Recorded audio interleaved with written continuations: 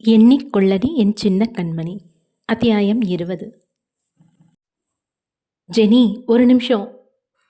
பிரதாப் அழைத்ததும் நின்றவள் மற்றவர்களை பார்த்தாள். அவர்கள் முன்னோக்கி சென்று கொண்டிருந்தனர். பேச வேண்டும் என நிறுத்திவிட்டான். ஆனால் பேசுவதற்கு அதற்கு மேல் வாய் எடுக்கவில்லை. என்ன விஷயம் சொல்லுங்க. அன்னைக்கு ஊட்டியில் உன்னை டிராப் பண்ணும்போது அந்த மாதிரி பேசினது தப்புதான்.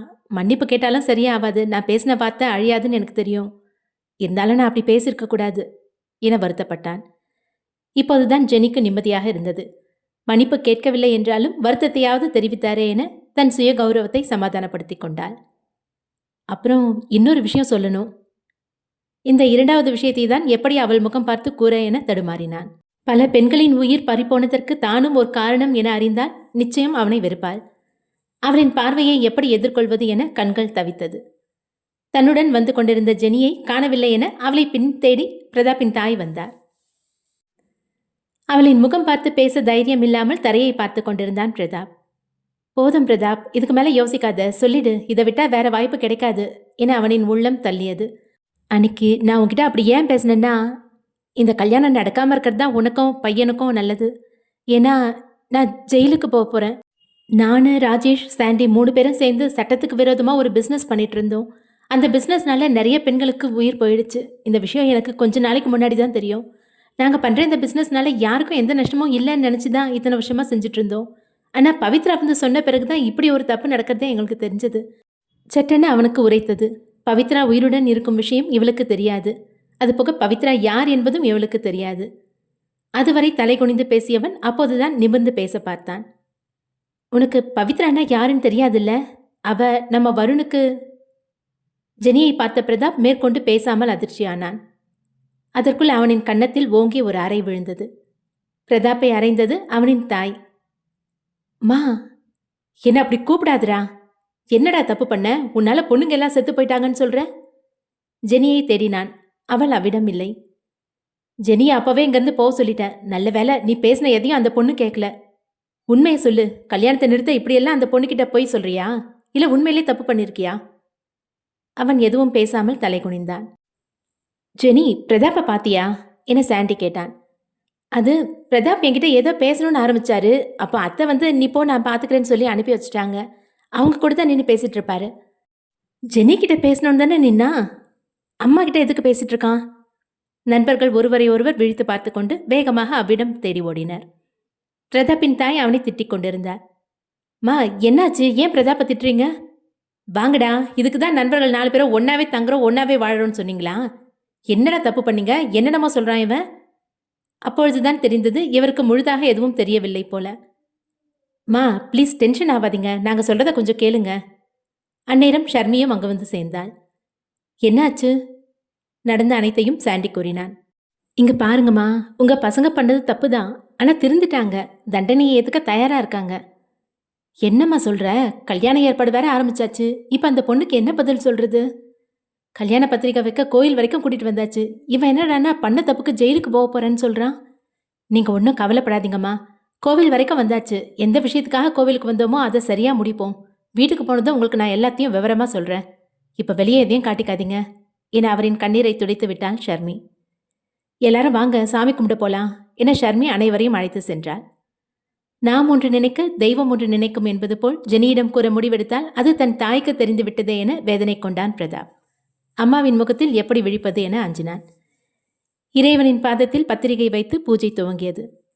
வருண் அப்போதுதான் தன் நண்பர்களின் முகத்தை கவனித்தான். டேய் சாண்டி, ஏண்டா எல்லாரும் ஒரு மாதிரியா வச்சுட்டு இருக்கீங்க முகத்தை? ஏதாவது பிரச்சனையா? இல்லையே, எந்த பிரச்சனையும் இல்லையே. அவன் கூறும் விதமே சரியில்லை என வருணுக்கு புரிந்தது.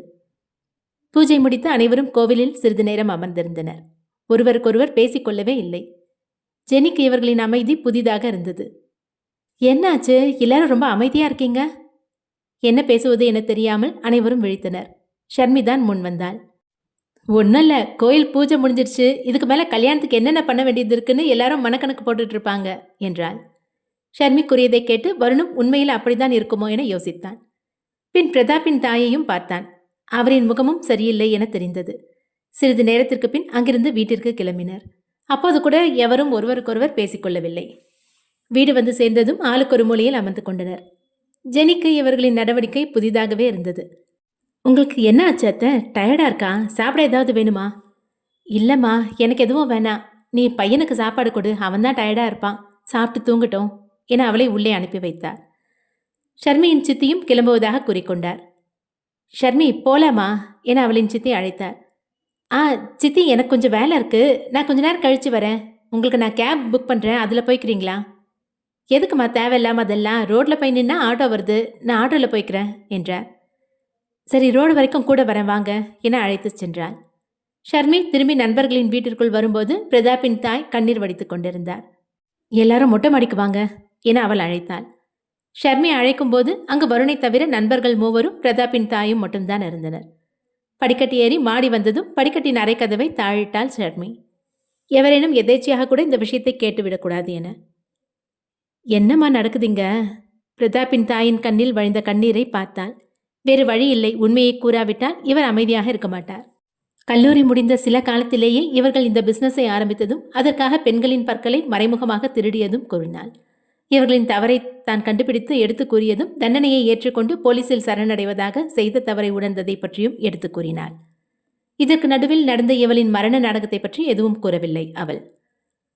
இவங்க 3 பேரும் இப்ப திருந்துட்டாங்க, சரி, பண்ண தப்புக்கு ஜெயிலுக்கு போக போறாங்களே, ஜெனிஃபரை இவனுக்கு கல்யாணம் பண்ணி வச்சு மேலும் பாவம் பண்ணணுமா? அவசரப்படாதீங்கம்மா, இப்ப உடனே கல்யாணத்தை நிறுத்தினா வருணுக்கு விஷயம் தெரிய வரும். எப்ப இருந்தாலும் இவங்க ஜெயிலுக்கு போகும்போது வருணுக்கு அந்த விஷயம் தெரியதானே போகுது. ஆனால் ஷர்மியால் முழுதாக உண்மையை கூற முடியவில்லை. அவனுக்கு இப்பொழுது உண்மை தெரிந்தால் தான் தான் பவித்ரா என்கிற விஷயமும் தெரிய வரும். கண்டிப்பா பிரதாப் கல்யாணத்துக்கு முன்னாடி ஜெனிஃபர் கிட்ட அவர் பண்ண தப்ப சொல்லதான் போறாரு. அதுக்கப்புறம் ஜெனிஃபர் என்ன முடிவெடுக்கிறாங்களோ அதுபடி நடக்கட்டும், கொஞ்சம் டைம் கொடுங்க. பேசிக் கொண்டிருக்கும் போதே யாரோ மாடிப்படி கதவை தட்டினர். யாரோ வந்துட்டாங்க போல, ஒருவேளை வருணா இருக்குமோ?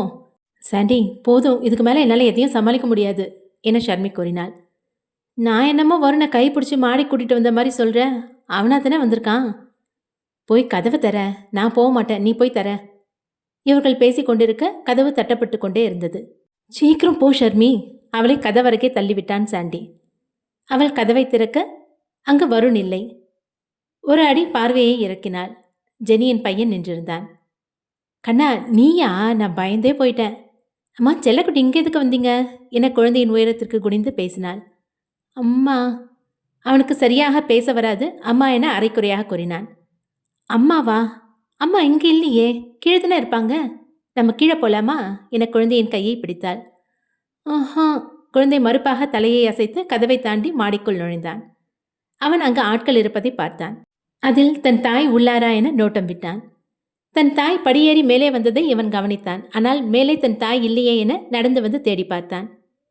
என்னாச்சு ஷர்மி என சாண்டி விசாரித்தான். ஜெனி மேலே இருக்கிறதா நினைச்சு படியேறி வந்துட்டான் போல என்றாள். முன்னால் சென்ற குழந்தை காய வைத்திருந்த புடவைகளுக்கு நடுவே தன் தாய் நின்றிருப்பதை பார்த்து ஆனந்தமாக அவளை நோக்கி ஓடினான். மா. என்ன, ஜெனி இங்கதான் இருக்காளா? அனைவருக்கும் அதிர்ச்சிதான். அவள் அங்கிருப்பதை யாரும் கவனிக்கவே இல்லை. காய வைத்திருந்த புடவைகளுக்கு நடுவே அவள் நின்றிருந்தது தெரியவும் இல்லை.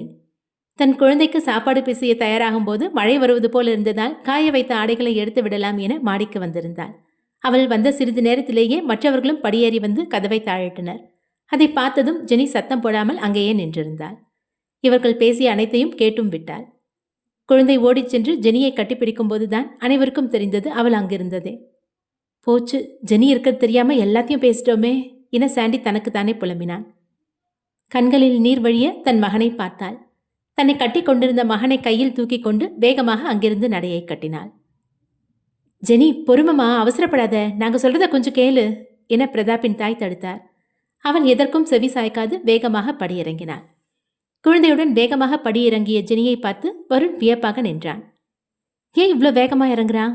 என்னாச்சு ஜெனி? வருணின் கேள்விக்கு அவனை போதுண்டா சாமி, விடுங்க என்பது போல் பார்த்தாள். படி வழியே மற்றவர்களும் இறங்கி வர, எல்லாரும் மேலே என்னடா பண்றீங்க? ஜெனி கோமா போற மாதிரி தெரியுது என வருண் கேட்டான். அறைக்கு சென்று தனது போனையும் ஹேண்ட்பேக்கையும் எடுத்துக்கொண்டு வீட்டை விட்டு வெளியேற முயற்சித்தாள். பிரதாப்பை தவிர அனைவரும் அவளை தடுக்க முன்வந்தனர். ஜெனி, ஒரு நிமிஷம் பொறுங்க, அவசரப்படாதீங்க, நாங்க சொல்றத கொஞ்சம் கேளுங்க. போதும் ஷர்மி, நீங்களும் வரணும் சொன்னதுனால தான் நான் இந்த வீட்டுக்குள்ள மறுபடியும் வந்தேன். என்ன பார்த்தா உங்களுக்கு எப்படி தெரியுது? இத்தனை பேரோட உயிரை பறிச்சுட்டு நாங்க 2 பேரும் சந்தோஷமா வாழ்ந்துட முடியுமா? அந்த வாழ்க்கை எங்களுக்கு சாபமா தான் இருக்கும். நான் கூட என்ன காரணம் தெரியலையேன்னு நம்மக்கிட்ட இப்படி பேசிட்டாரேன்னு வருத்தப்பட்டிருந்தேன். ஆனா இப்படி ஒரு தப்பு பண்ணியிருப்பாருன்னு நான் நினைச்சு கூட பார்க்கல. ஜெனியை சமாதானப்படுத்த முயற்சி செய்தாள் ஷர்மி. மழை வருவது போல் இருந்த கருமை மேகம் இப்போது நீரை வாரி வழங்கிக் கொண்டிருந்தது. வருண் ஜெனியை நெருங்காமல் இருக்க ராஜேஷும் சாண்டியும் அவனுக்கு வழிவிடாமல் தடுத்தவாறு நின்று கொண்டிருந்தனர். ஜெனி ப்ளீஸ் கொஞ்சம் பொறுங்க. அவங்க தப்பு பண்ணது உண்மைதான். ஆனா திருந்திட்டாங்க. அதான் தண்டனையை ஏத்துக்க கூட தயாரா இருக்காங்க. நீங்க சொல்றது சரிதான் ஷர்மி. ஜெயிலுக்கு போக போறவரை கல்யாணம் பண்ணிக்கிட்டு நான் என்ன பண்றது? என் பையனோட எதிர்காலம் அவனோட அப்பாவோட அடையாளத்தை வச்சு தானே மாறும்.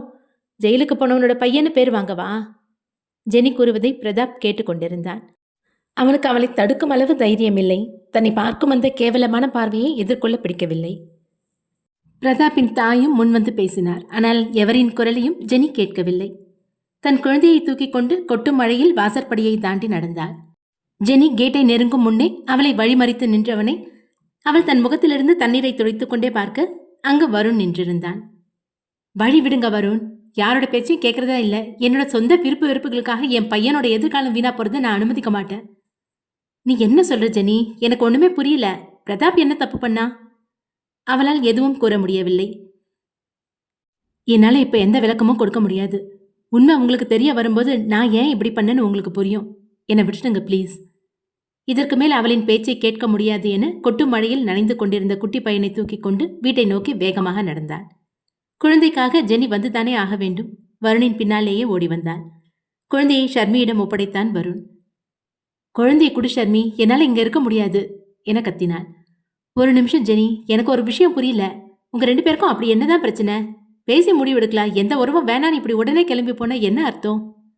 உங்களுக்கு என்ன நடக்குதுன்னு தெரியாது வருண், அதனால இப்படியெல்லாம் பேசுறீங்க. அப்படி என்ன நடந்துச்சு? பிரதாப் என்ன தப்பு பண்ணா? அவள் எதுவும் கூறாமல் அமைதியாகவே நின்றிருந்தாள். சரி, நீங்க சொல்ற மாதிரி பிரதாப் தப்பே செஞ்சிருந்தாலும் கண்டிப்பா அதுல உனக்கு எந்த துரோகமும் செஞ்சிருக்க மாட்டான். சொல்லு, பிரதாப் உனக்கு துரோகம் செஞ்சிருக்கானா என வருண் கேட்டான். இல்லை என தலையை மட்டும் அசைத்தாள். கொஞ்சம் பொறுமையா இரு ஜெனி. எதுக்காக உன் வாழ்க்கையில எடுத்தோம் கவுத்தோன்னு இப்படி முடிவெடுக்கிற? நினைச்சு பாரு, காலேஜ் ஃபர்ஸ்ட் இயர் படிக்கும் போதே உனக்கு கல்யாணம் ஏற்பாடு பண்ணிட்டாங்க. நீ நினைச்சா அப்பவே உன்னோட கல்யாணத்தை தடுத்து நிறுத்திருக்க முடியும். ஆனா எல்லாரும் சொன்னாங்கன்னு நீயும் அந்த முடிவை ஏத்துக்கிட்டு கல்யாணம் பண்ணி கடைசியில உன்னோட அன்பு புரியாத ஒரு ஆள் கிட்ட மாட்டிக்கிச்சு. பிரதாப் பொண்ணு உனக்காகவே காத்துட்டு இருந்தான்னு நான் சொல்லல. அதுக்காக அவன் வேற ஒரு பொண்ணை நினைக்கவும் இல்லை தெரியுமா? ஒரு காதல் கை கிடைக்கிற நேரம் அதை வேணான்னு சொல்லிட்டு போற. எதுவும் இருக்கிறப்ப நமக்கு தெரியாது. ஆனா இழந்துட்டா மறுபடியும் கிடைக்காது ஜெனி. வருண் இந்த வார்த்தையை கூறும்போது அவனின் தொண்டை வலித்தது. கண்களில் நீர் பொழிந்தது. அவன் எப்பேற்பட்ட தப்பு பண்ணியிருந்தாலும் உன்னோட பிரதாப் தானே. அவனை கண்டிக்கவும் அடிக்கவும் கேள்வி கேட்கவும் உனக்கு எல்லா உரிமையும் இருக்கு. அவன் சரியா நடந்துக்கலன்னா புத்திமதி சொல்லு. கண்டிச்சு அவனை நல்ல வழிக்கு கூட்டிட்டு வா. உன்னோட அன்பை நீ இப்படிதான் காட்டணும். கஷ்டப்பட்டு கிடைக்கிற காதல அசால்ட்டா உதறிட்டு போற. என்ன மாதிரி இழந்துட்டு அந்த காதல் திரும்ப கிடைக்காதான்னு ஏங்குற வழி எனக்கு தான் தெரியும். பிரதாப்பை இப்ப வேணான்னு சொல்லிட்டு போய் நீயும் அதே வழியை தான் அனுபவிக்க போற. அதை தடுக்க தான் நான் உன்கிட்ட பேசிட்டு இருக்கேன். ஜெனிக்கும் தெரியும் பிரதாப்பை விடுத்து வேறொரு வாழ்க்கையை தேடவும் மாட்டாள். கல்யாணம் வரை வந்த உறவு இனி இல்லை என்பதை ஏற்றுக்கொள்ளவும் முடியாது. டேய் பிரதாப், என்னடா சும்மா நிக்கிற? வாய் திறந்து பேச மாட்டியா? போய் அவகிட்ட பேசு என்ன ஜெனியை நோக்கி பிரதாப்பை தள்ளிவிட்டான் வருண். மீண்டும் வருணிடமே வந்தவன், நான் பேசினாலும் அவ கேட்க மாட்டாடா. எனக்கு அவகிட்ட பேசவும் பயமா இருக்கு என வருணிடம் கூறினான். அப்ப அவ காதுல கேட்கிற வரைக்கும் நீ பேசிட்டே இரு. தப்பு பண்ண தெரியுதுல்ல, அவளை சமாதானப்படுத்தவும் தெரியணும். அப்போ எனக்கு நீ என்ன பண்ணுவியோ தெரியாது, எந்த அளவுக்கு இறங்கி போய் பேசுவியோ தெரியாது. ஜெனி இந்த வீட்டை விட்டு போகக்கூடாது. பிரதாப் ஜெனியை பார்த்து திரும்பினான். அவள் கோபமாக தரையை பார்த்து நின்றிருந்தாள். தயங்கி தயங்கி அடியெடுத்து அவளை நெருங்கினான். குழந்தைய கொடுமா என பிரதாப்பின் தாய் ஷர்மியிடமிருந்து குட்டி பையனை வாங்கினார். பிரதாப்புக்கும் ஜெனிக்கும் பேசுவதற்கு தனிமை நேரம் கொடுத்து மற்றவர்கள் அனைவரும் உள்ளே சென்று விட்டனர்.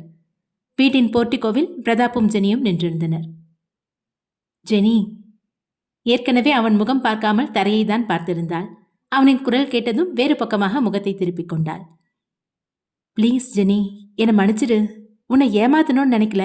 எல்லா உண்மையும் உன்கிட்ட சொல்லத்தான் நினைச்சேன். அதுக்குள்ள உனக்கே தெரிய வந்துருச்சு. இந்த உண்மையை நீங்க என்கிட்ட மறைச்சதுக்கெல்லாம் எனக்கு கோவம் இல்லை. இப்படி ஒரு தப்பை நீங்க எப்படி பண்ணீங்கன்னு எனக்கு தெரியல. பணத்து மேல அவ்வளோ ஆசையா உங்களுக்கு? ஆமா ஜெனி, பணத்து மேல ஆசையா தான் இருந்தேன். சின்ன வயசுல இருந்தே என் அம்மா கஷ்டப்பட்டு தான் வளர்த்தாங்க. நான் காலேஜ் படிக்கும்போது ஃபர்ஸ்ட் இயர் காலேஜ் ஃபீஸ் மட்டும்தான் அம்மா கட்டினாங்க. அது கூட நடுவில் நான் பார்ட் டைம் ஜாப் போய் சேர்த்து வச்சு கட்டினேன். அதுக்கப்புறம் படித்த 3 வருஷத்துக்குமே வருண் தான் எனக்கு காலேஜ் ஃபீஸ் கட்டினான். காலேஜ் முடிஞ்சதும் 6 மாதத்தில் நாங்கள் 4 பேரும் சொந்தமாக பிஸ்னஸ் ஆரம்பித்தோம். ஆனால் பிஸ்னஸில் தொடர்ந்து நஷ்டம்தான் வந்துட்டு இருந்துச்சு. வருண் ரொம்ப மனசு உடைஞ்சு போயிட்டான். நானும் எவ்வளவோ முயற்சி பண்ணி பார்த்தேன். அந்த சமயத்துல தான் இந்த மாதிரி பெண்களோட பற்கள்ல இருந்து நகை தயாரிக்கிற ஒருத்தர் கூட பழக்கம் வந்துச்சு. அவர் கூட பிசினஸ் ஆரம்பிச்ச கொஞ்ச நாள்லயே நிறைய பணம் கொடுத்தாரு. அந்த பணத்தை வச்சுதான் நாங்க சொந்தமா ஆரம்பிச்ச பிசினஸ்ல முதலீடு செஞ்சு நஷ்டத்தை சரி கட்டணும். வருண் இந்த உண்மை தெரிஞ்சா ஒத்துக்க மாட்டான். அதனாலதான் இது வரைக்கும் அவன்கிட்ட சொல்லாம இருந்தோம். ஆனா நாங்க செஞ்ச வேலையினால பொண்ணுங்க இறந்து போறாங்கன்னு தெரிஞ்சதுல இருந்து இந்த பிசினஸை நாங்க தொடரவே கிடையாது. அது மட்டும் இல்ல, யார் மூலமா எங்களுக்கு இந்த பிசினஸ் தெரிய வந்துச்சோ அவரையும் பண்ண விட மாட்டோம்னு சொல்லியிருக்கேன். இவன் கூறுவதையெல்லாம் கேட்டு ஜெனி அழுதாள். ஜெனி, அழாத ஜெனி. நான் பண்ண தப்பு சரியாவாதுதான். ஆனா வேற என்ன வழி இருக்கு? அவங்க எல்லாம் இறந்து போயிட்டாங்க, நானும் இறந்து போயிட்டுமா? போதும், நிறுத்துங்க பிரதாப். அவனின் இறப்பை பற்றி பேசியது அவளுக்கு கோபத்தை உண்டு செய்தது. தப்பு பண்ணா மரணம் ஒண்ணுதான் வழின்னு இல்ல. ஆனா படிச்சிருந்தா இந்த தப்பை நீங்க செஞ்சிருக்கீங்களேன்னு தான் எனக்கு கஷ்டமா இருக்கு. நாம சேர்ந்து வாழ்ந்தாலும் இந்த பாவம் நம்மள சும்மா விடுமா? அதுக்காக என்னை விட்டு போக முடிவு பண்ணிட்டியா நீ? அவள் எதுவும் பேசாமல் அமைதியாக இருந்தாள். ஜெனியை விட்டு பிரியவும் முடியாது. அதான் எல்லா உண்மையும் கூறியாயிற்றே. இனி மேற்கொண்டு அவனின் முடிவை கூற நினைத்தான். சற்றும் யோசிக்காமல் அவளின் காலில் விழுந்து தலை தூக்கி பார்த்தான். பிரதாப், என்ன பண்றீங்க? ப்ளீஸ் ஜெனி, எப்படியும் நீ இந்த கல்யாணத்தை நிறுத்தினாலும் வேற யாரையும் கல்யாணம் செஞ்சுக்க மாட்டேன்.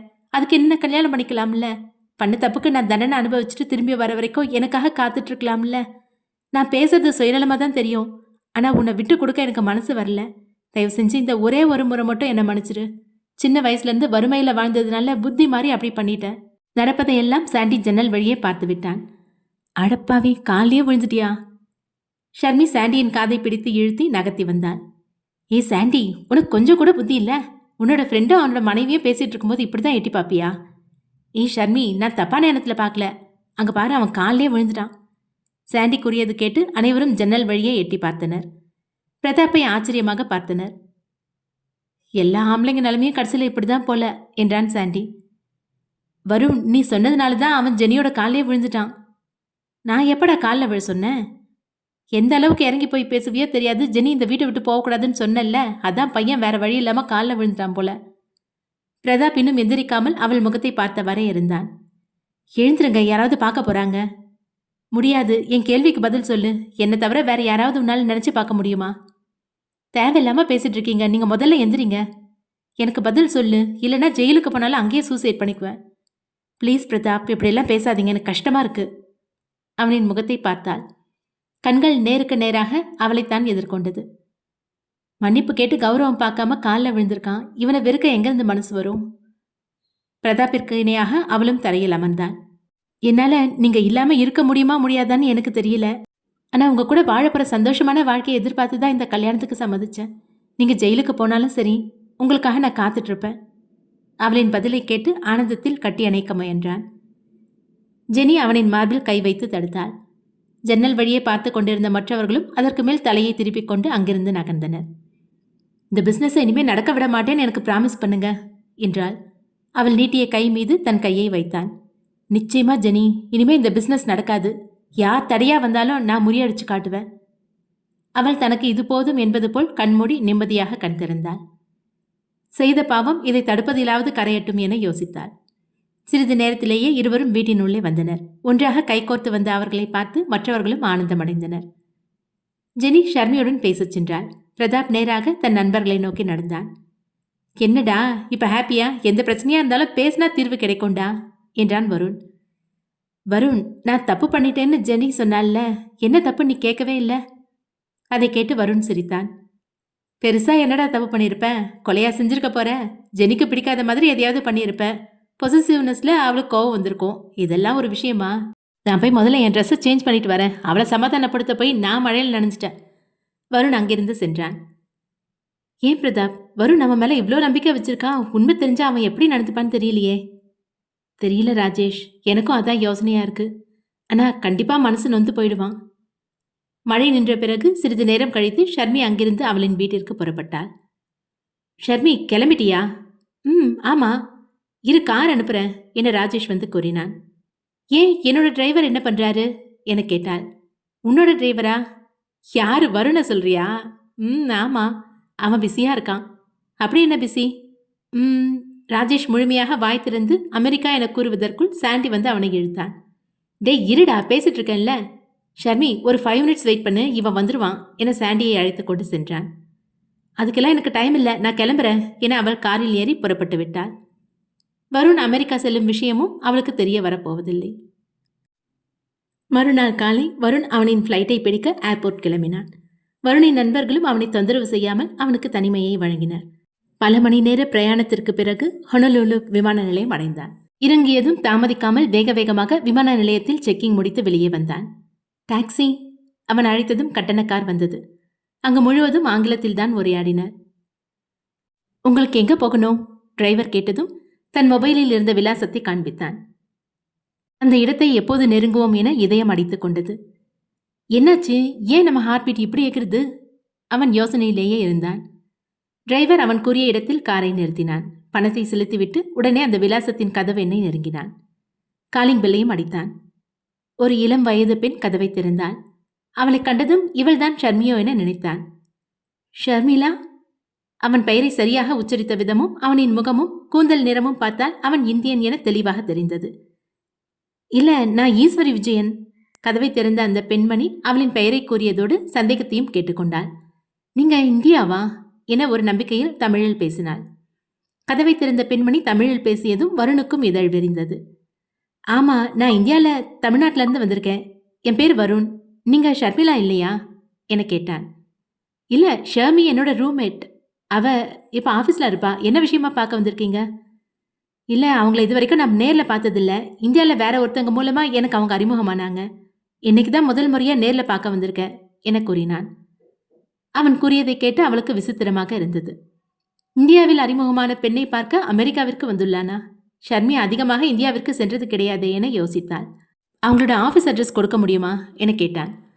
ஒரு நிமிஷம் இருங்க என வருணிடம் கூறிவிட்டு அந்த பெண் அறைக்கு சென்று ஷர்மிளாவின் எண்ணிற்கு அழைத்தாள்.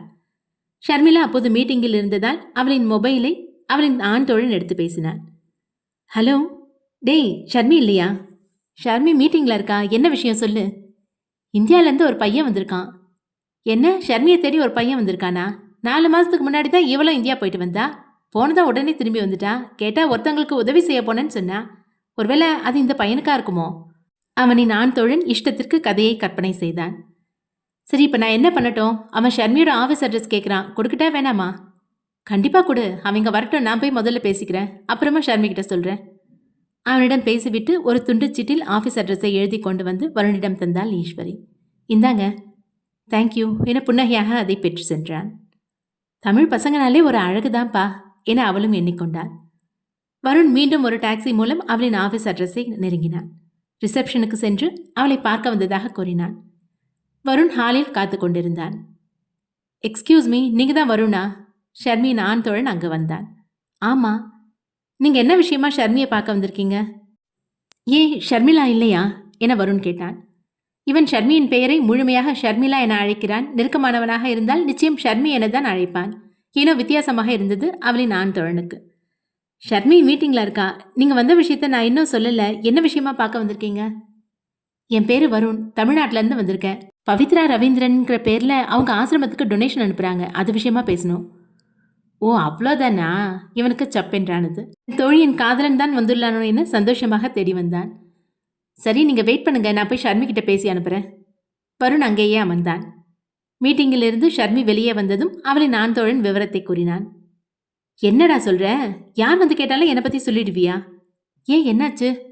எதுக்காக அவன்கிட்ட என்னோட ஆஃபீஸ் அட்ரஸை கொடுத்த என தன் ஆண் தோழனை திட்டினாள். என்னாச்சு ஷர்மி?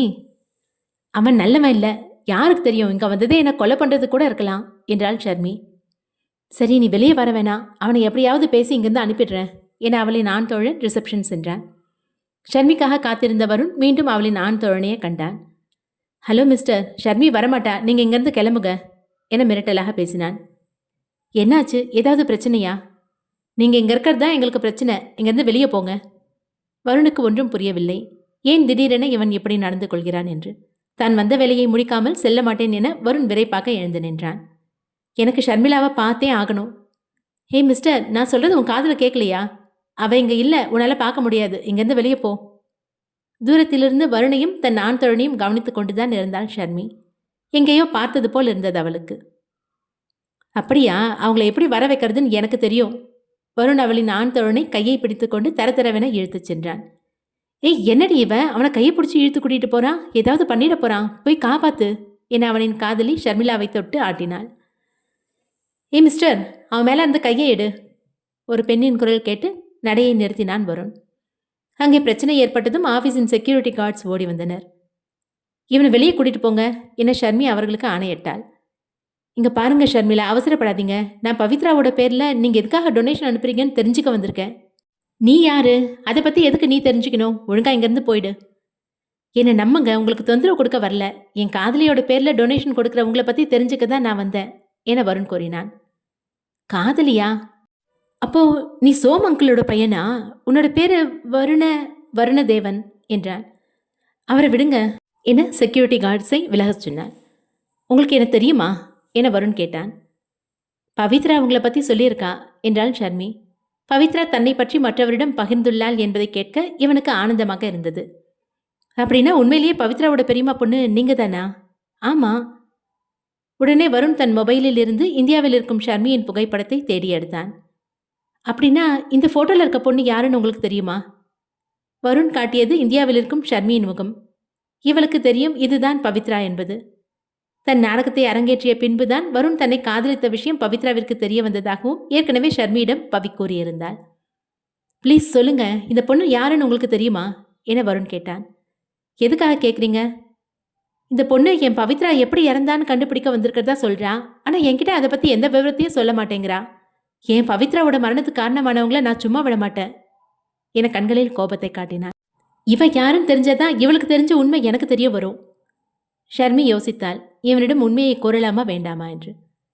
இங்க பாருங்க, நீங்க நடந்த விஷயத்தை யோசிச்சுட்டே இருக்காதீங்க. உங்களுக்கு வாழ்க்கையில அடுத்த கட்டத்துக்கு முன்னேறி போறது தான் நல்லது. பவித்ரா விஷயத்துல தலையிடாதீங்க. அப்படின்னா உங்களுக்கு இந்த பொண்ணு யாருன்னு தெரியும்ல, ப்ளீஸ் சொல்லுங்க என அவளின் முன் சென்று பேசினான். ஷர்மிளா பவித்ராவின் அக்கா வயிற்றே. அவளுக்கு நல்ல வாழ்க்கை அமைந்தால் இவளுக்கும் ஆனந்தம்தான். தயங்கி தயங்கி பின்பு பேச ஆரம்பித்தாள். ஒருவேளை பவித்ரா உயிரோட இருந்தா நீங்க அவ எப்படி இருந்தாலும் ஏத்துப்பீங்களா? என்ன புரியல? பவித்ரா எப்படி உயிரோட? பவித்ரா உயிரோடு தான் இருக்கா. ஷர்மி கூறியதை கேட்டு வருணின் கண்களில் ஆனந்தம் தேங்கியது. நிஜமாவா? ஏன் பவித்ரா உயிரோட இருக்காளா? எங்க இருக்கா என ஷர்மியின் கைகளை பிடித்து கொண்டான். ப்ளீஸ் சொல்லுங்க. ஆனா எப்படி அவளோட டெட் பாடியை நான் தான் கண்ணில் பார்த்தனே. நீங்க பார்த்தது பவித்ரா இல்ல, இறந்து போன வேற ஒரு பொண்ணோட உடல் என்றாள் ஷர்மி. அப்போ பவித்ரா எங்க இருக்கா? இந்த ஊர்ல தான் இருக்காளா? நான் அவளை பார்க்கணுமே. வருண் ஆர்வமாக ஷர்மியிடம் கேட்டான். வருணின் கையில் இருந்த போனை தூக்கி காண்பித்து, இந்த பொண்ணு தான் பவித்ரா என கூறினாள். போனில் இருந்த இந்தியாவில் வாழும் ஷர்மியின் புகைப்படத்தை பார்த்தான். என்ன சொல்றீங்க? இவ எப்படி பவித்ராவாக முடியும்? என்கிட்ட விளையாடாதீங்க. உண்மையிலேயே பவித்ரா உயிரோடு தான் இருக்காளா? நான் உண்மைதான் சொல்றேன் வருண். இந்தியாவில் ஷர்மிங்கிற பேர்ல இருக்கிறது பவித்ரா தான். வருணுக்கு மண்டை வெடிப்பது போல் இருந்தது. பவித்ரா உயிரோடு இருக்கும் இன்ப அதிர்ச்சியை அனுபவிக்கவும் முடியாமல் பொய்யான ஷர்மி தான் பவித்ரா என இவர் மேலும் குழப்பி விடுகிறாரே. வருணின் குழப்பத்தை பார்த்து மேலும் தாமதிக்காமல் பதிலை அளித்தாள் ஷர்மி. உங்க நிச்சயதார்த்தம் அந்த வீடியோனால நின்று போச்சுல்ல. அப்போ பவித்ராவோட அப்பாவும் இறந்து போயிட்டாரு. அடுத்த நாள் பவித்ரா அந்த தெருவில் நடந்து போக கூட முடியாத அளவுக்கு அவளை அசிங்கப்படுத்தினாங்க. சித்தி கூட பவித்ராவை ரொம்ப திட்டினாங்க. அவமானம் தாங்க முடியாம எங்கேயாவது கிளம்பி போயிடலான்னு தன் ஸ்கூட்டியில போயிட்டு இருந்தப்ப பவித்ராவை வீடியோவில் பார்த்துட்டு அவள் பின்னாடியே வந்து தொந்தரவு கொடுத்தாங்க 2 பசங்க. அந்த சமயத்தில் அந்த வழியாக வந்த என் அத்தை பையன் சரவணன் தான் பவித்ராவுக்கு உதவி பண்ணான். அவங்களுக்குள்ள என்ன பேசிக்கிட்டாங்கன்னு தெரியல. அப்போவே பவித்ரா அவன் கூட கிளம்பி வந்துட்டா. உடனே ட்ரீட்மெண்ட்டுக்கான விசா ரெடி பண்ணிட்டு நேராக அவங்க 2 பேரும் என்ன பார்க்க தான் வந்தாங்க. நடந்த எல்லாத்தையும் என்கிட்ட சொல்லி அவளோட முகத்தை சர்ஜரி செஞ்சு மாற்றிக்கணும்னு சொன்னான். இப்போதுதான் வருணுக்கு புரிந்தது, அப்படி என்றால் இந்தியாவில் இருப்பது பவித்ராவா என்று. அவளுடன் நடந்த நிகழ்வுகள் ஒவ்வொன்றையும் இணைத்து பார்த்தான். ஜெனியின் குழந்தை ஊட்டியில் கடத்தப்பட்ட பொழுது காப்பாற்ற இருவரும் ஒன்றாக சென்றார்கள். அச்சமயம் அவனுக்கு இருள் என்றால் பயம் என்பதை சரியாக கூறினாள். சில தினங்களாக அவளின் குரல் கேட்பதற்கு பவித்ராவின் குரல் போலவே உள்ளதே என இவனும் யோசித்துக் கொண்டே இருந்தான். வருண் தன் மன எண்ணத்தில் மூழ்கியிருக்க மேற்கொண்டு ஷர்மி பேசியதால் நினைவுக்கு வந்தான். நானும் யோசிச்சு பார்த்தேன், அந்த வீடியோ பரவுறதை நம்மளால தடுக்க முடியாது. இவளோட நிம்மதி கெட்டு போக வேண்டான்னு நானும் உதவி பண்ணேன். இங்க இருக்க ஸ்பெஷல் ஹாஸ்பிட்டல்ல சர்ஜரி பண்ணி அவளோட முகத்தை மாத்திட்டோம். சர்ஜரி முடிஞ்சு 1 மாசத்துக்கு பவித்ரா இங்கே தான் இருந்தா. அந்த சமயத்தில் தான் அவள் வழக்கமாக அந்த ஆசிரமத்துக்கு டொனேஷன் கொடுப்பேன், அதை கொடுக்க முடியலன்னு வருத்தப்பட்டா. இப்போ வரைக்கும் அவளோட பேரில் அந்த டொனேஷன் நான் தான் கொடுத்துட்ருக்கேன். வருணின் நெஞ்சம் கலங்கியது. எவ்வளவு மனம் நொறுங்கியிருந்தால் தன் முகத்தை வெறுத்து அதை மாற்றிக்கொள்ள முடிவெடுத்திருப்பாள். ஆனால் அவளின் முகம் மாறியதில் வருணுக்கு எந்த ஏமாற்றமும் இல்லை. நான் காதலிச்சது அவளோட முகத்தை இல்லையே, அவளோட கண்களையும் இதயத்தையும் தானே. அவள் மீண்டும் கிடைத்ததை எண்ணி உள்ளம் ஆனந்தம் கொண்டது. Thank you Sharmi, thank you. பவித்ராவுக்கு உதவியா இருந்ததுக்கு ரொம்ப நன்றி என அவளின் கைகளை பிடித்து துல்லாத குறையாக நன்றி கூறினான். மீண்டும் பவித்ராவை காண்பதை நினைத்து ஆனந்தம் கொண்டான். வருண், பவித்ரா பத்தின உண்மையை உங்ககிட்ட நான் தான் சொன்னேன்னு அவகிட்ட சொல்லாதீங்க, எனக்கு திட்டுவா. யாரு அவ தானே? அவளுக்கு வாயின்னு ஒன்று இருக்கிறதே திட்டுறதுக்கு தான். எனக்கு அப்பவே சந்தேகம், அவளோட குரலை கேட்கும்போது பவித்ராவோட குரல் மாதிரியே இருக்கேன்னு யோசிச்சிட்டே தான் இருந்தேன். நான் உடனே பவித்ராவை பார்க்கணும், போயிட்டு வரேன். வருண் பொறுங்க, ஃப்ளைட் புக் பண்ணிட்டீங்களா? இன்னும் இல்லை, இந்தியாவுக்கு இப்போ இந்த டைமில் ஃப்ளைட் இல்லை, நாளைக்கு தான் இருக்கு என்றாள். என்ன, எந்த ஃப்ளைட்டும் இல்லையா? அவனின் துடிப்பை பார்த்து அவளுக்கும் அவளின் நண்பர்களுக்கும் சிரிப்பாக வந்தது. இத்தனை மாசம் பொறுத்துக்கிட்டீங்க, ஒரு நாள் பொறுத்துக்க மாட்டீங்களா? ஷர்மியின் தோழி வருணை பார்த்து கிண்டலாக கேட்க அவன் அசடு வழிந்தான். நீங்க நேரா என்னோட வீட்டுக்கு போங்க, என்னோட ரூம் எடுக்க கால் பண்ணி சொல்லிடுறேன். பக்கத்து ரூம் ஃப்ரீயாக தான் இருக்கு, நீங்க அங்கே தங்கிக்கோங்க, நாளைக்கு ஃப்ளைட் ஏறிக்கலாம் என்றாள் ஷர்மி. வருண் தன் சந்தோஷத்தை கட்டுப்படுத்த தெரியாமல் தவித்தான். இத்தனை நாள் நம்ம கண்ணு முன்னாடியே இருந்திருக்கான், அவளை காணாம நான் தவிச்சதெல்லாம் நேரில் பார்த்துருக்கான். என் காதல் நேரடியாக அவளுக்கு தெரிஞ்சிருக்குமோ?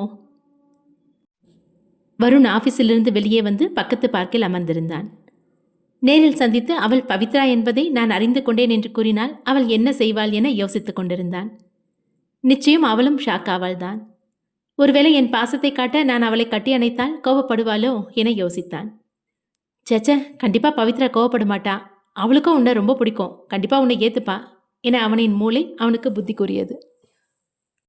வெகு நேரமாக அந்த பார்க்கில் அமர்ந்து தன் சந்தோஷத்தை முழுமையாக அனுபவித்துக் கொண்டிருந்தான். அந்த இயற்கையையும் ரசித்தான். திரும்பும் இடமெல்லாம் பவித்ராவின் இரு முகங்களும் மாறி மாறி வந்து சென்றது. தனக்குத்தானே மனதை தேற்றிக் கொண்டான். எந்த முகமா இருந்தா என்ன, இதையோ ஒன்று தானே, அவ எப்பவும் ஏன் காதலி தான். அடுத்த அத்தியாயம் விரைவில். நன்றி.